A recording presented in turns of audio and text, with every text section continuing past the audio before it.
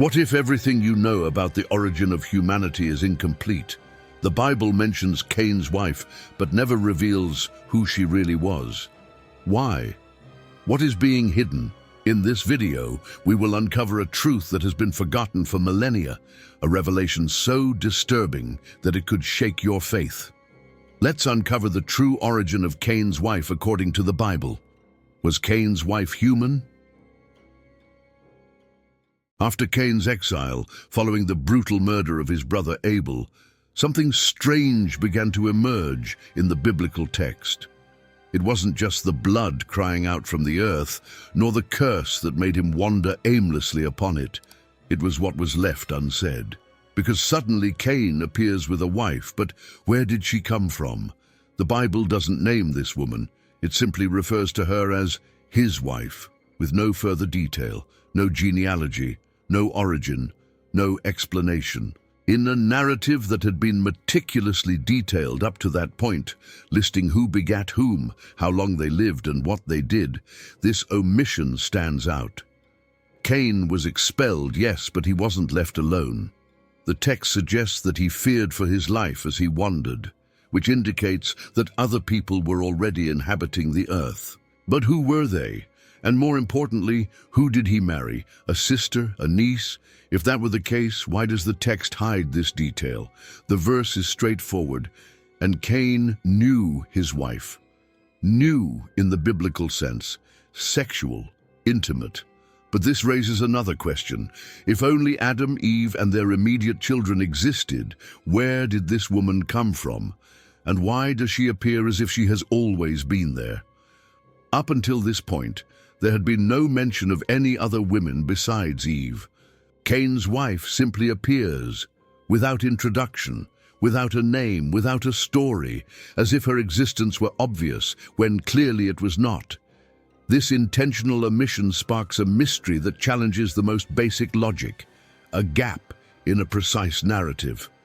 Something in Cain's story is being concealed, and perhaps this changes everything we think we know about the early days of humanity. The doubt planted by the sudden appearance of Cain's wife only deepens when we examine the sequence of events closely. The Bible states that Adam had other sons and daughters only after the birth of Seth, Abel's replacement. This means that Cain's wife appeared before these generations, and this dismantles any logical assumption that she was a direct descendant of Adam and Eve. Even more intriguing is the fact that upon encountering this woman, the text suggests that she already existed outside of Eden. She was not created at that moment, nor is she introduced as a new character. She simply is. This raises an uncomfortable question. Wasn't Adam's lineage the only one? Here begins a debate that challenges centuries of traditional interpretation. The possibility of pre-Adamic civilizations, peoples existing before or outside of the creation described in Genesis, is not just a modern theory. Some scholars point to indirect biblical evidence. For example, how do we explain Cain's fear of being killed by anyone who found him? Who were these people if humanity was limited to Adam's family? The book of Genesis mentions the sons of God and the daughters of men, a clear distinction between two lineages, one spiritual, the other earthly. These sons of God are described as beings who took human women as wives, producing a mysterious offspring. This forces us to consider, could Cain's wife have been one of these hybrid figures? If true, then we are confronted with a crossing between human and supernatural entity, and this changes everything. If you like the content, don't forget to leave a like and subscribe to the channel. Now, back to the video. If Cain's wife was indeed a hybrid entity, then their union was not merely a random event. Something deeper was at play. Before being exiled, Cain was cursed and received a mark. This detail, often overlooked, is one of the most obscure keys to the narrative. The mark was not just a visible sign, it carried a purpose. Immediately after killing Abel, Cain fears for his life. But who did he fear if no other humans were known? This question dismantles any simplistic view of the story. The mark God placed on Cain was not just for his protection. It was something more, a seal, a symbol, a boundary separating Cain from the rest. But separating him from whom? Many theologians see this mark as protection, others as punishment. But what if it was, in fact, a mission? Was Cain marked for something beyond what the text reveals? There are theories that suggest the mark made him visible to beings who were not human, as if a new type of connection was established in that moment. And this is where the most disturbing hypothesis emerges.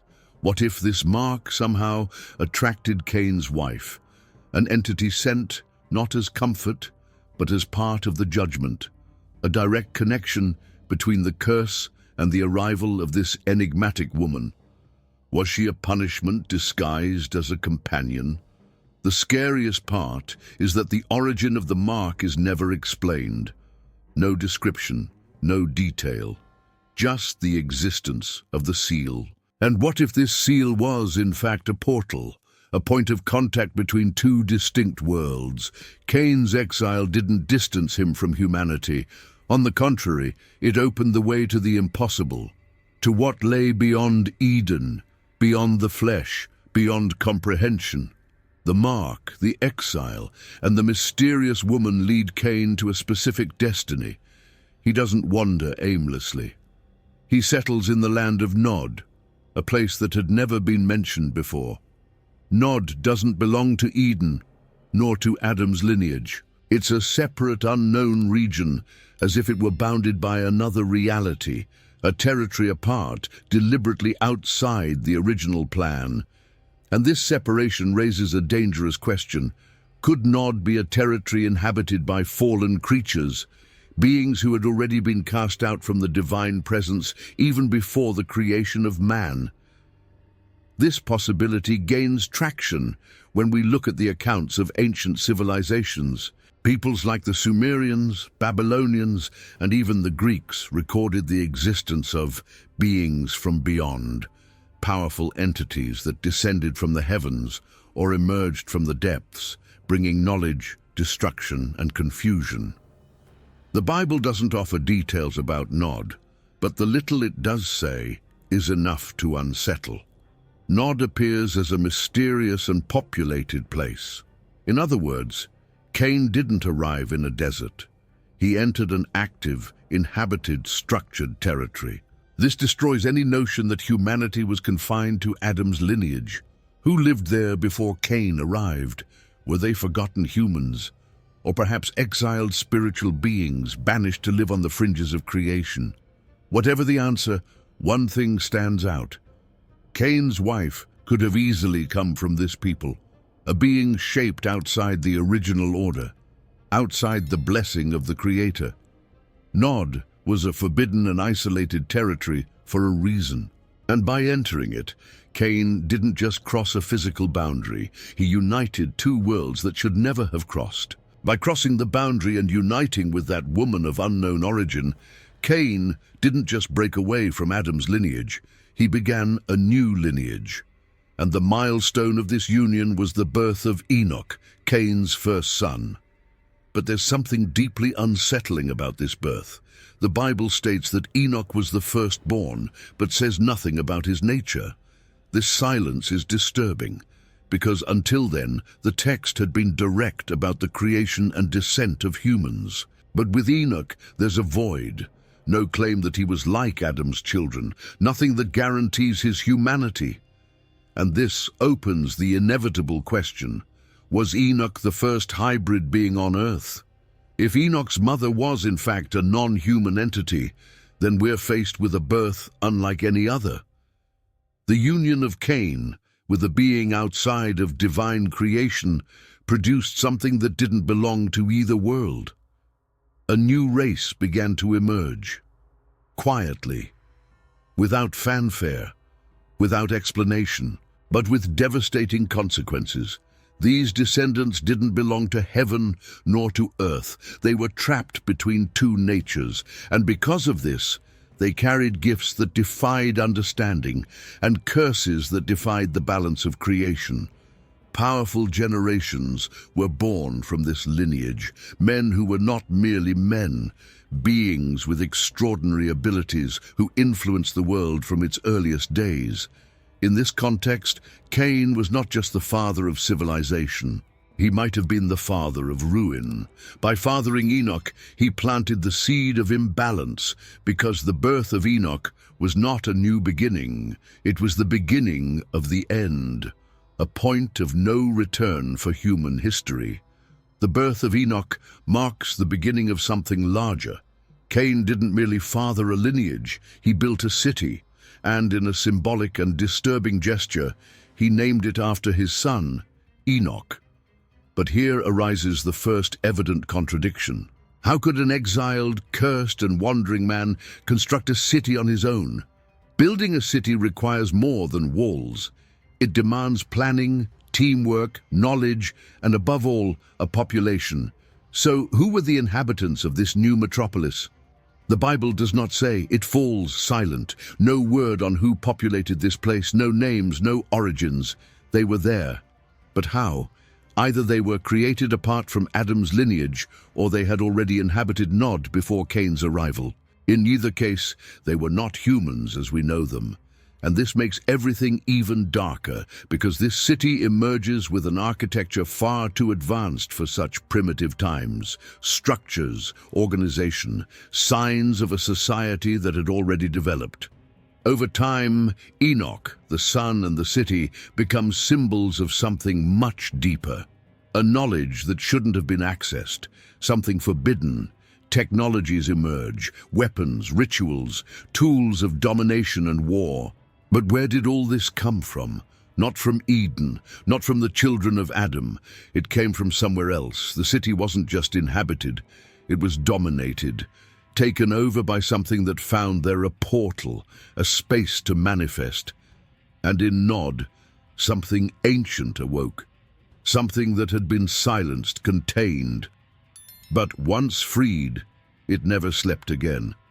But what seemed like an isolated case soon repeats on a much larger scale. In Genesis chapter 6, the sons of God appear. They were not human. They were fallen angels, celestial beings who abandoned their position and descended to earth. And just like Cain's wife, they took women as companions. The pattern repeats.